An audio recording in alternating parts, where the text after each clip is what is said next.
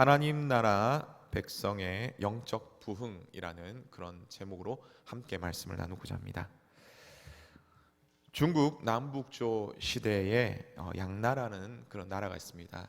거기에 장승요라는 아주 유명한 화가가 있었습니다. 어느 날 이 장승요는 금능이라는 곳에 있는 안락사라는 절에 주지 스님의 이 부탁을 받아서 용을 그리게 되었습니다. 이 장승요가 그린 그림은 너무나 잘 그린 이 한 마리도 아니고 무려 네 마리의 용이었습니다. 사람들은 그 그림을 보면서 와, 정말 살아있는 그림이다라고 하면서 굉장히 감탄하며 놀랐습니다. 그런데 그 그림에는 특이한 점이 있었습니다. 그것은 뭐냐면 네 마리 용 모두가 이 눈에 눈동자가 그려 있지 않았다라는 그런 점이죠. 그 사람들은 이상하게 생각해서 이 절에 오는 장승요를 볼 때마다 그에게 물었습니다. 아니, 왜 그 눈을 그리지 않았습니까? 라고 하니까 그럴 때마다 장승요는 이렇게 대답했다고 합니다. 만일 내가 용의 눈에 눈동자를 그려 넣으면 그림에 있는 용이 당장 벽을 차고 하늘로 날아갈 것이요. 이런 말을 하니까 사람들은 무슨 그런 말이 있냐 하면서 아무도 믿지 않았습니다. 오히려 비웃었습니다. 눈을 그려보라고 그렇게 말할 뿐이었습니다. 그러나 어느 날 또 이런 이야기를 듣게 된 이제 장승요는 사람들이 보는 앞에서 이 네 마리의 용들 중에서 한 마리의 눈동자를 그렸습니다.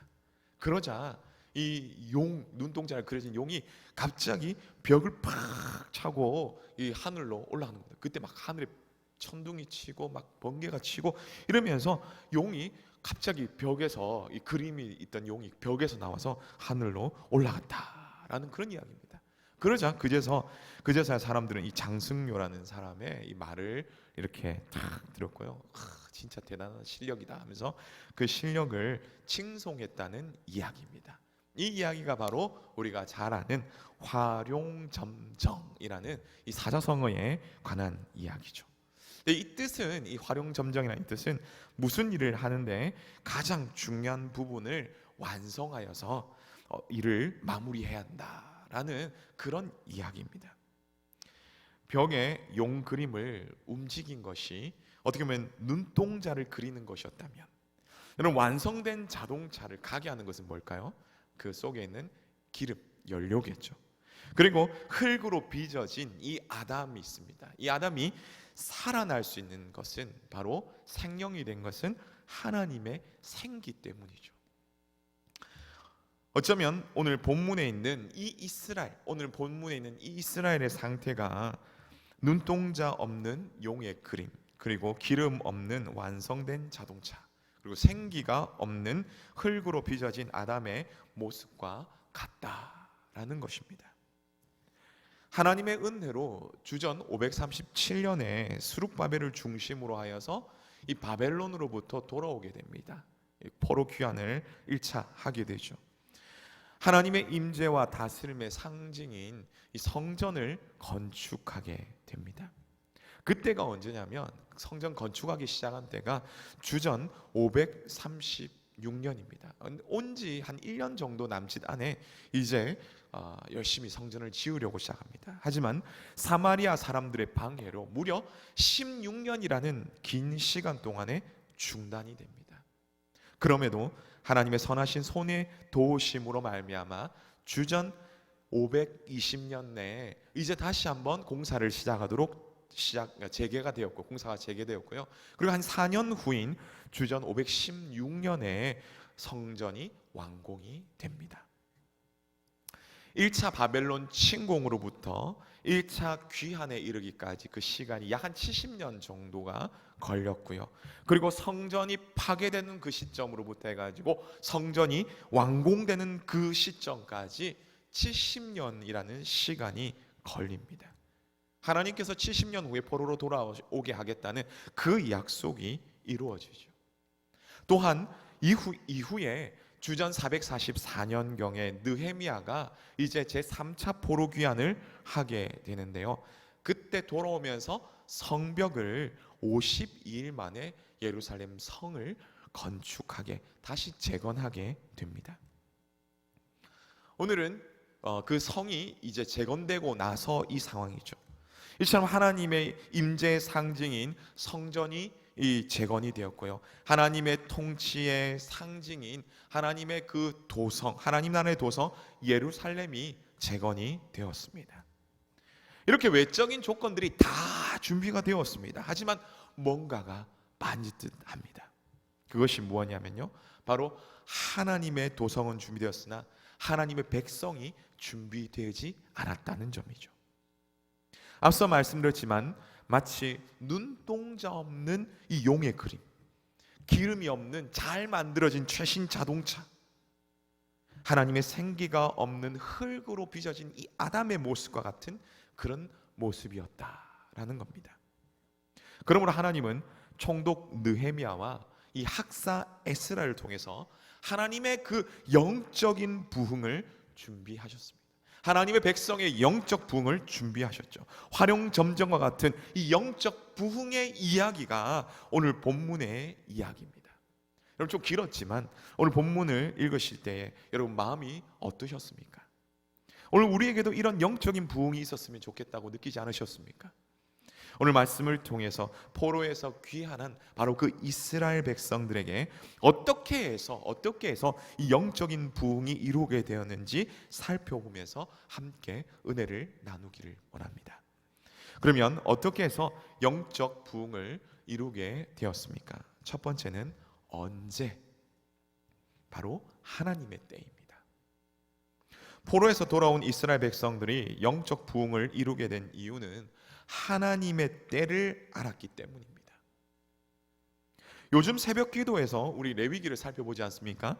나중에 좀, 지금 아직 아니지만 좀 뒤로 더 살펴면요, 이스라엘 백성들의 이 절기가 있습니다. 우리는 제사는 배웠고요, 절기가 있는데요, 뭐냐면 바로 오제사 7절기가 있습니다. 그 가운데 오늘 말씀은 바로 나팔절과 초막절과 관련이 있는 그런 말씀입니다. 이스라엘은 원래 민간력을 따르고 있었습니다. 그러니까 오늘날로 보면 달력이죠.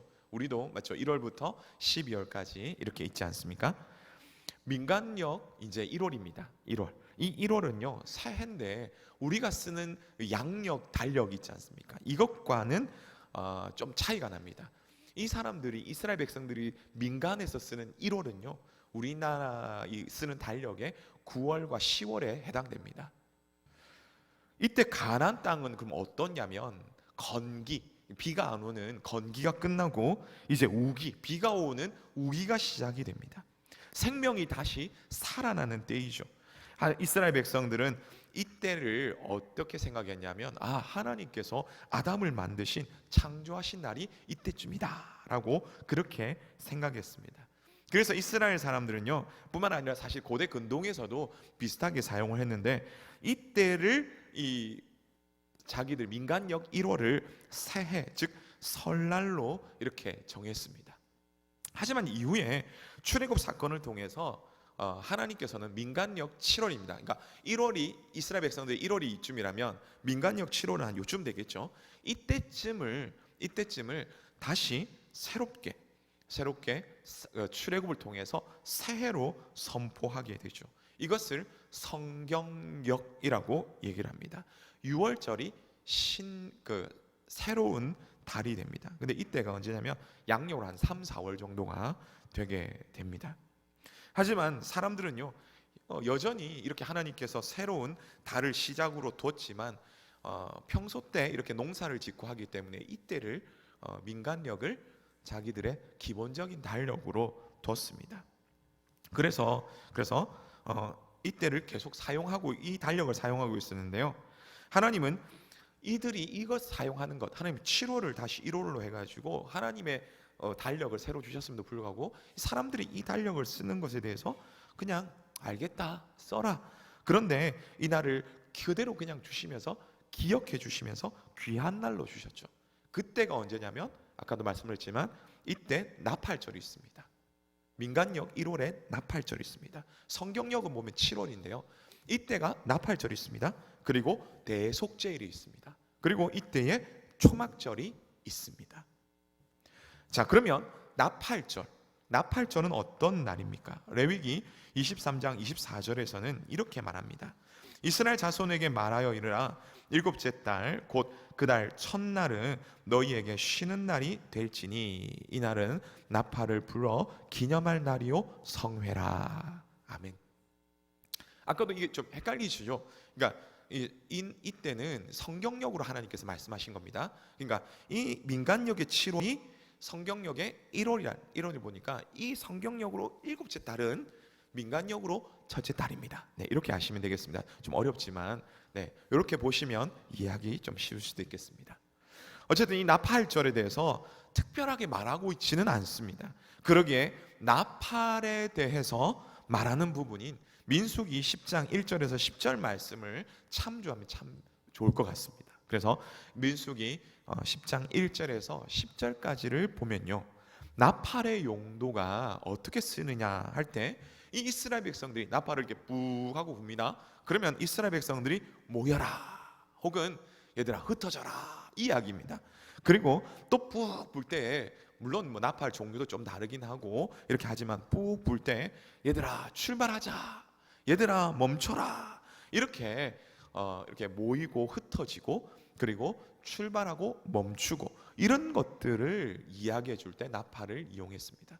또한 뿐만 아니라 전쟁할 때도 군인들이 나가서 싸우고 싸울 때도 힘써 싸우고 아니면 어떻게 싸우고 멈추고 이런 것들을 다 전달해 주는 것들이 나팔이었고요. 또한 하나님을 찬양할 때 음악에서도 쓰였던 것이 바로 이 나팔 중에 하나입니다. 나팔도 하나만 있는 게 아니고 좀 여러 가지가 몇 개가 있거든요. 자, 그 가운데 이런 나팔들의 용도를 볼 때 나팔절을 생각해 본다면 그 뜻이 무엇이냐면 하나님께서 불러 모으신다, 이스라엘 백성들을 하나님께서 불러 모으신다라는 의미와 함께 새로운 시작을 한다라는 새로운 시작을 알리는 그런 의미, 이 두 가지가 함께 있음을, 이 나팔절에 함께 있음을 우리는 알 수 있습니다. 또한 우리 초막절에 대해서 생각해 보면 이렇습니다. 여러분, 초막절은 어떤 날입니까? 초막절은 이스라엘의 3대 절기, 여러분 잘 아시죠? 유월절, 칠칠절, 초막절, 이 중에 하나입니다. 초막절은 광야 생활 가운데서 하나님께서 인도하심을 기억하며 감사하는 절기고요. 또한 초막절이 아까 이제 그러니까 민간력 1월에 있지만 성경용은 7월이지만 어쨌든 민간력 1월이죠. 이때가 농사력을 볼 때 올리브 혹은 포도 등 열매를 거두어 창고에 넣는, 그래서 수장절, 거두어서 저장한다 이런 뜻에서 수장절과 연관이 되어 있습니다. 그뿐 아니라 아까 말씀드렸지만 이때 이제 우기가 시작이 되죠. 건기가 끝나고 우기가 이렇게 시작이 됩니다. 이때와 연관을 지어서 마른 땅에 정말 갈급한 그 생명들에게 단비를 부어주는 하나님의 은혜를 기대하는 그런 날이기도 합니다. 자, 이런 의미를 볼 때 이스라엘에서 절기는요, 하나님의 백성에게 하나님을 기억하며 살아가라라는 그런 의미가 굉장히 많이 담겨 있습니다. 성경력으로 볼 때 아까 이 밑에서 시작하죠. 7월부터 시작하는데 이때 6월절이 있습니다. 6월절을 통해서 구원의 은혜를 기억하며 중간에 77절을 통해서 하나님의 말씀과 성령의 은혜 주심을 기억하며 그런 하나님을 기억합니다. 또 나아가서 광야 같은 세상을 이제 믿음으로 쭉 힘들고 갈급한 이런 삶을 살아가는데 하나님께서 믿음으로 살아갈 것을 말씀하신 것과 함께 이제 초막절이 되었습니다. 이때 통해서 하나님께서 광야 가운데, 이 삶 가운데, 이 건기 가운데 인도하신 그 하나님의 주시는 그 은혜를 너희가 기억하며 감사하며, 그리고 또한 농사력 볼 때 이제 수장절, 하나님께서 주신 은혜 그것을 곳간에 드리는 그런 천국의 의미를 그것을 기억하라 이렇게 말씀을 하실 뿐만 아니라 이제 건기가 끝나고 우기가 시작되는데요, 이때 부어주시는 하나님의 놀라운 단비의 그런 은혜를 하나님께서 주심을 너희가 감사하며 기억하며 살아가라고 말씀을 하십니다. 그뿐만 아닙니다. 민간적으로 볼 때도 이제 새로운 새해의 시작이죠. 새해 시작을 통해서 하나님께서 주시는 그런 은혜들, 하나님의 말씀과 하나님의 능력으로 성령의 은혜로 이끄시는 그 하나님의 놀라운 은혜들을 앞으로 너희를 지금까지 인도하셨고 앞으로 인도하실 그 은혜를 기억하라. 내가 너희를 이끌 것이라는 바로 그런 말씀입니다. 포로에서 돌아온 이 이스라엘 백성들은요, 이것을 생각했습니다. 그래서 리더인 느헤미야와 에스라는요 56일 만에 지어진 성벽이 하나님의 은혜였음을 알고 이제 5일 뒤입니다. 많이도 아니고 5일, 닷새 정도 뒤에 민간력으로 시작 새해를 알리는 그 7월, 그래서 6월 한 25일쯤에 52일 만에 공사가 끝났다고 얘기합니다. 그래서 한 5일 정도 뒤인 7월 1일에 이제 하나님께서 인도하셨음과 또한 하나님께서 새롭게 인도하실 것이라는 그 나팔절과 7월 1일 나팔절과 초막절을 지킬 것에 대해서 준비하라고 선포를 하였던 것입니다. 이스라엘 백성에게 있어서 이때는 바로 하나님의 때였습니다. 이때가 바로 하나님의 은혜를 받을 때였습니다. 여러분, 오늘 우리에게 있어서 하나님의 때는 언제입니까? 고린도후서 6장 2절에 이렇게 말씀하는데요, 우리 같이 한번 스크린을 보면서 같이 한번 읽겠습니다. 시작. 이르시되 내가 은혜 베풀 때에 너에게 듣고 구원의 날에 너를 도왔다 하였으니 보라 지금 은혜 받을 때요, 보라 지금은 구원의 날이로다. 아멘. 말씀 가운데 은혜 받을 만할 때요, 보라 지금은 은혜 받을 만할 때요, 보라 지금은 구원의 날이로다 얘기합니다. 바로 오늘 지금이 하나님의 은혜 받을 때입니다. 오늘 이 예배 시간이 저와 여러분 우리 모두의 나팔절이며 초막절로 만들어 가시기를 바랍니다. 앞으로 우리 매 시간마다, 매 예배 시간마다 하나님의 은혜를 풍성히 누리는 그런 나팔절과 그런 초막절로 만들어 가기를 간절히 소망합니다. 그래서 하나님이 주시는 풍성한 은혜를 누리며 언제나 매 예배 시간마다 하나님께서 주시는 그런 영적 부흥을 체험하시는 우리 모두 되시기를 간절히 바랍니다. 다음으로 포로에서 돌아온 이스라엘 백성들은 어떻게 해서 영적 부흥을 이루게 되었습니까? 두 번째는 어디서입니다. 예루살렘에 함께 모여. 예루살렘에 함께 모였기 때문입니다. 여러분, 우리가 누구를 만나기 위해서 약속을 잡으려면 어떻게 합니까? 언제, 어디서라는 명확한 시간과 장소가 있어야 하죠. 하나님의 은혜를 받는 것도 하나님의 때라는 정확한 시간이 있다면, 그것이 굉장히 중요하다면, 우리가 하나님의 은혜를 받으려면 하나님과 만나는 그 장소도 매우 중요합니다. 오늘 본문에서 이스라엘 백성들은 어디에 모였습니까? 예루살렘 성에 모였습니다. 우리 3절 말씀을 함께 읽겠습니다. 시작. 수문 앞 광장에서 새벽부터 정오까지 남자나 여자나 알아들을 만한 모든 사람 앞에서 읽음에 뭇 백성이 그 율법책에 귀를 기울였는데. 아멘. 수문은 예루살렘 성 동남쪽에 이렇게 있는데요, 기혼샘이라는 그 샘에 가까이에 있는 문입니다. 놀라운 것은 이곳에 사람들이 함께 모였다는 사실입니다. 그런데 어떤 사람들이 모였습니까? 남자나 여자나 하나님의 말씀을 알아들을 만한 사람들이 모였다는 사실이죠. 이것을 다른 말로 하면요, 하나님의 은혜를 사모하는 모든 사람들이 지금 하나님의 도성에 모였다라는 그런 말입니다. 은혜 자리에 모였다는 그런 말씀이죠. 사랑하는 성도 여러분, 오늘 우리의 은혜의 자리는 어디입니까? 하나님과의 만남의 자리는 어디입니까? 오늘 우리가 있는 바로 여기 언양교회가 되기를 바랍니다. 또한 이곳에 드려지는 이 예배의 자리가 되기를 소망합니다. 그리고 모일 때는요, 하나님의 은혜를 사모하며 모이고 또 하나님의 은혜를 사모하여서 그 은혜를 풍성히 누리는 바로 그런 하나님과의 만남의 자리가 되기를 바랍니다. 때로는 우리가 준비가 안 됐을지라도 하나님께서는 우리를 변화시켜서 하나님께서는 우리를 만나 주셔서 우리 가운데 은혜의 자리가 되도록 만들어 주시는 것입니다. 여러분, 1907년에 평양 대부흥 사건을 여러분 아실 것입니다. 평양 장대현 교회에서 모여서 하나님의 말씀을 듣고 기도하는 가운데 당시 길선주 장로님이 성령의 강력한 역사로 그 마음속에 죄가 막 찔려가지고 공적으로 막 회개를 하게 되었습니다. 그러자 여기저기서 사람들이 함께 회개를 하며 함께 정말 회개 기도하면서 하나님 앞에서 믿음으로 살기를 다짐했던 그런 은혜, 부흥의 은혜가 있었던 곳이죠. 그것이 바로 평양이었고요, 그것이 바로 장대현 교회였고, 그것을 통해서 계속적으로 널리 퍼져갔던 것입니다. 여러분, 제가 어릴 때만 해도 제가 그래 나이가 많은 건 아니지만 제가 어릴 적만 해도 한 교회에서 부흥회를 한다고 하면요, 말씀의 잔치를 해가지고 여기저기서 막 사람들이 막 모여가지고 자그마한 교회지만 막 인산이례를 이룰 정도로 막 그랬습니다. 당시는 그럴 수 있죠. 요즘처럼 막 교통과 통신이 막 발달되지가 않아가지고, 맞죠? 기독교 방송이나 요즘 유튜브나 이런 것들을 통해서 말씀에 들을 기회가 없기 때문에 말씀 듣고 싶어 이런 간절함이 있어서 막 모였습니다. 근데 요즘은 어떻습니까? 여러 가지 이유로 매주 교회에 함께 모여 주일에 모여서 예배하는 것조차 사실 어려워하는 분들이 많이 있습니다.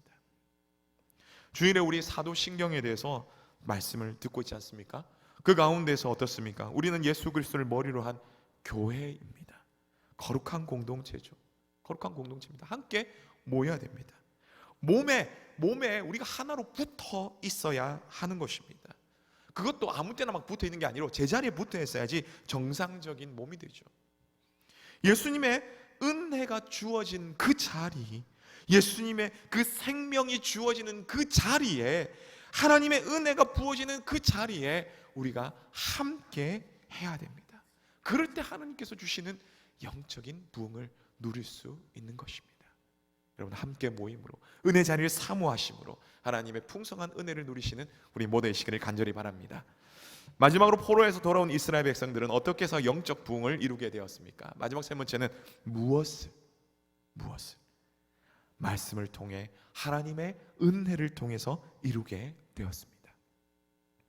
하나님의 때 정한 장소에서 함께 모였습니다. 그런데 중요한 것이 있죠. 그것이 뭐냐면 하나 빠진 게 있습니다. 바로 말씀입니다. 포로에서 귀환한 이스라엘 백성들에게 무엇이 문제였습니까? 스룹바벨을 중심으로 해서 성전도 재건했습니다. 비록 느헤미야를 통해서 성벽이 완성되기까지 예루살렘 성벽이 분명히 없기는 했지만 나중에 생기긴 하죠. 하지만 그 나름대로 생기기 전까지는, 성벽이 지어지기 전까지는 그래도 와서 나름대로 집을 짓고 살고 있었습니다. 겉으로 보기에는 하나님을 섬기는 사람들처럼 보였죠. 와, 정말 열심히 섬긴다. 하지만 이들에게 없는 것이 있었습니다. 그것이 바로 뭐냐면 하나님의 백성다운 중심이었습니다. 그래서 학개 선지자와 스가랴 선지자를 통해서 하나님께서는 말씀하시죠. 성전과 성벽을 지어지는 가운데에 이렇게 말씀하십니다. 학개서 1장에서는 뭐라고 말씀하시냐면, 너희는 하나님의 성전을 짓는다고 왔음에도 방해가 있었지, 힘들지. 그런데 그렇다고 포기를 하니? 오히려 그러면서 너희 집만 잘 짓고 편안하게 살고 있니? 그 전에 올 때는 하나님이 우선순위라며, 하나님이 최우선순위라며. 근데 지금은 어떠니? 너희 마음에서, 너희 중심에서 최우선순위가 바로 하나님이니? 아니면 너희니? 라고 묻고 계시는 것이죠. 또한 스가랴 7장과 8장에서 하나님은 이스라엘 백성들에게 하나님의 뜻을 따라서 공의와 정의를 행하며 긍휼을 베풀어야 함에도 너희는 가만히 보니까 재판할 때 불의와 또 부정을 행하고 또 고아와 과부를, 나그네를 돌아보려는데 돌보지도 않고, 그렇게 좀 하지 말고 좀 제대로 하라는 그 말씀에 너희는 하나님의 말씀에 등을 돌리고 또한 귀를 막고 듣지 않았다. 하나님은 그렇게 말씀하시는 것입니다. 그렇게 말씀하시면서 이전에 너희 조상들도 그렇게 하였기 때문에 하나님의 진노를 받아서 포로로 잡혀갔는데, 이제 너희가 포로에서 그렇게 돌아왔음에도 불구하고 여전히 너희는 너희들의 조상들의 그런 모습대로 행하며 살아가고 있구나 라고 하면서 하나님은 너무나 마음이 안타까워 하셨다는 것입니다. 또한 그 하나님의 마음을 가졌던 느헤미야나 에스라 역시 너무나 안타까워하면서 가슴 아파하면서 이스라엘 백성들을 바라봤다는 것이죠. 이제 이러한 이스라엘 백성들에게 필요한 것이 무엇입니까? 말씀을 중심으로 하나님의 은혜를 향하여, 은혜를 통하여 새롭게 변화되는 것입니다. 그래서 총독 느헤미야는 학사 에스라에게 부탁을 했습니다. 학사 에스라는 하나님을 말씀을 가르치기 위해서 준비를 했습니다. 5일 정도밖에 되지 않는 그 짧은 기간이었지만 열심히 준비했습니다. 4절 말씀에 보니까 특별히 지은 나무 강단이라는 이 말이 나오는데요, 이것은 우리가 생각하는 이런 강단, 강대상 이런 거라고 생각할지 모르겠지만 그것이 아닙니다. 높은 망대입니다. 왜냐하면요, 오늘날처럼 이렇게 음향시설이 굉장히 잘 돼 있는 그런 상황이 아니었기 때문이죠. 그래서 높은 곳에서 모인 사람들에게 하나님의 말씀을 전하는 그런 강단을 만드는 것입니다. 그리고 하나님의 모인 사람들에게 하나님의 말씀을 전합니다. 3절에 보니까 새벽부터 정오까지라죠. 오전 6시부터 낮 12시까지 약 6시간 정도입니다. 오랜 시간이죠. 그때 말씀을 계속 전합니다. 근데 그때에 어떤 일이 납니까? 학사 에스라가 높은 망대에서 하나님의 말씀을 선포할 때에 4절에 보니까 그 아래 강단에서 물론 같은 높이는 아니지만 좀 아래쪽에서 에스라 오른쪽에는 6명, 에스라 왼쪽에는 7명의 이 보조자들이 함께 말씀을 같이 선포를 합니다. 그렇게 선포되는 말씀을 통해서 사람들이요 서서 들으면서 하나님 앞에 경배하는 역사가 일어납니다. 또한 7절에 보니까 13명의 제사장들이 보조하여서 하나님의 말씀을 또한 가르치게 됩니다. 이 학자들마다 조금 약간의 해석 차이는 있지만, 그러나 에스라가 전할 때는 대그룹 모임이며 또한 이 제사장들이 전할 때는 소그룹 모임으로 이렇게 보게 되는 것이죠. 왜냐하면 사실 이 포로에서 귀환한 이 사람들은요 이스라엘 백성이기는 하지만 예루살렘이 망한 지도 이미 지금 이 상황에 보면 한 140년 정도가 지났습니다. 1차 포로 귀환 그때로부터 계산해도 지금까지 한 70여 년이 지났죠. 그렇기 때문에 지금 3차 포로 귀환한 사람들은요 포로 2세대 혹은 3세대 혹은 4, 5세대가 될 수 있는 그런 상황입니다. 히브리 말보다는요 페르시아 혹은 바벨론 말이 더 익숙한 그런 사람들이기 때문에 아무리 유대인들의 이 교육이 철저하고 잘할지라도 그들의 조상들에 비하면 이 지금 포로에서 돌아온 이 사람들은요 이스라엘 문화에 그렇게 익숙치 않은 사람들입니다. 이스라엘 말, 그러니까 히브리 말에 그렇게 익숙치 않은 사람입니다. 그러기에 이들을 좀 더 잘 가르치기 위해서 소그룹 성경 공부가 필요했던 그런 상황이죠. 그래서 13명의 제사장들을 서로 나누어서 그 지역 방언에 따라서 에스라가 선포한 하나님의 말씀을 다시 구체적으로 설명하며 이해하도록 합니다. 그랬더니 어떤 일이 납니까? 사람들이 그 말씀을 듣고 너무 좋아할 뿐만 아니라 이 해석되는 말씀을 통해서 성령 하나님의 역사로 이들이 말씀의 핵심을 깨닫고 죄를 뉘우치며 통곡하였다는 사실입니다. 여러분, 이런 일이 사도행전, 신약의 사도행전 2장에도 나타나는데요, 오순절 그 사건에 마가 요한 다락방에 함께 모여서 베드로의 설교를 들었죠. 그리고 나서 가룟 유다로 인해 무너진 그 사도직을 마띠아를 다시 세움으로써 회복합니다. 그러면서 하나님의 말씀을 붙들고 막 기도를 하죠. 그러자 약속하신 성령이 임합니다. 이제 이들이 나가서 담대하게 하나님의 말씀을 증거합니다. 예수님이 바로 그리스도이시다. 그때 명절을 지키러 온 사람들이 막 웅성대기 시작합니다. 다시 그때의 베드로가 말씀을 전하죠. 그 말씀을 들었던 이 사람들의 반응이 어떻습니까? 사도행전 2장 37절인데요, 우리 함께 같이 읽겠습니다. 시작. 그들이 이 말을 듣고 마음에 찔려 베드로와 다른 사도들에게 물어 이르되 형제들아 우리가 어찌할꼬 하거늘. 아멘. 오늘과 같은 이 말씀과 같은 반응이 일어납니다. 성령 하나님께서 말씀을 통해서 역사하신 것이죠.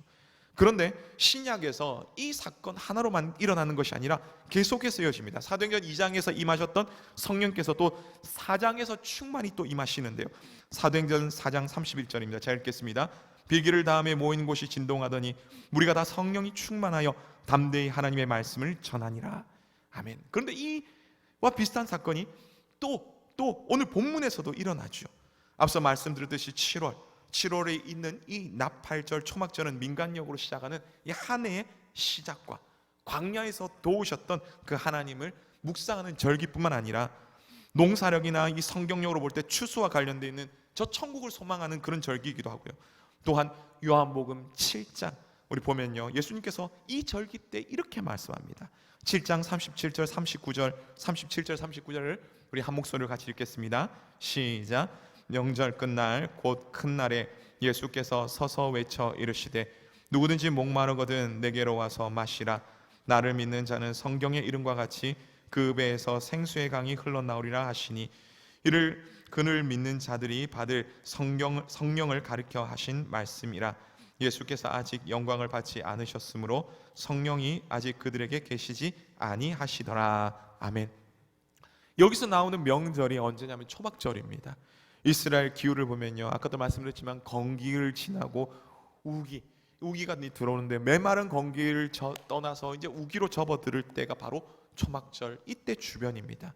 그래서 초막절에는 물의 축제라는 것을 이스라엘 사람들이 가지고 절기를 가지는데요, 기후제와 비슷한 그런 성격으로 가지고 있습니다. 그래서 하나님께서 비를 내려주셔서 그 풍성한 은혜를 앞으로도 계속 누리게 하여 주시옵소서라는 그런 간절한 마음으로 드리는 그런 절기인데요, 예수님께서 이 물의 축제 때 건기를 지나 메마른 땅과 같은 너희 속에 생수의 강이 흘러나올 것이다. 성령이 함께 하시면 너희가 충만하게 될 것이다. 성령께서 그렇게 너희를 하실 것이다 라고 말씀을 하시는 것입니다. 느헤미야와 에스라가 이것까지 생각했는지는 모르겠지만, 그러나 그들은 하나님의 말씀의 선포와 함께 이 하나님의 말씀을 따라 살기를 그 삶을 통해서 하나님의 은혜 주심을 이 이스라엘 백성들이 체험하기를 간절히 원했던 것입니다. 그래서 이 초막절에 맞춰서 말씀의 이 부흥회를 이 사람들이 준비를 하였던 것이죠. 그리고 이스라엘 백성들 역시 이 부흥회를 사모함으로 순종함으로 함께 참여하여서 하나님의 은혜를 경험하였습니다. 사랑하는 성도 여러분, 오늘 우리의 마음은 어떻습니까? 바쁜 삶 속에서 다람쥐 쳇바퀴 돌듯이 막 돌아가는 그런 삶 속에서 우리는 건기를 지나온 그런 마른 땅과 같은 그런 모습으로 우리는 살아가고 있지는 않습니까?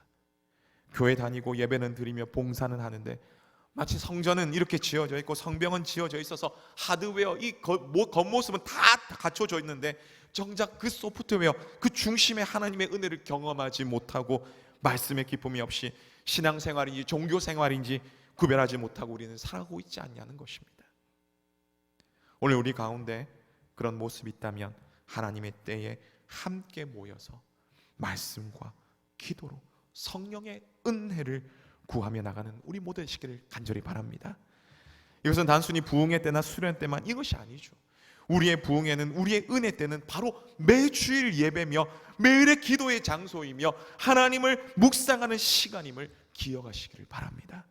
그래서 느헤미야와 에스라를 통해서 이스라엘 가운데 은혜를 주셨던 그 하나님, 2000년 전 임하셨던 하나님의 그 성령 하나님의 은혜가 우리 모두 가운데 임하기를 소망합니다. 이 은혜를 받아서 몸이 건조한 종교 생활이 아니라 뜨겁고 즐거운 그런 신앙 생활이 되기를 주님의 이름으로 축복합니다.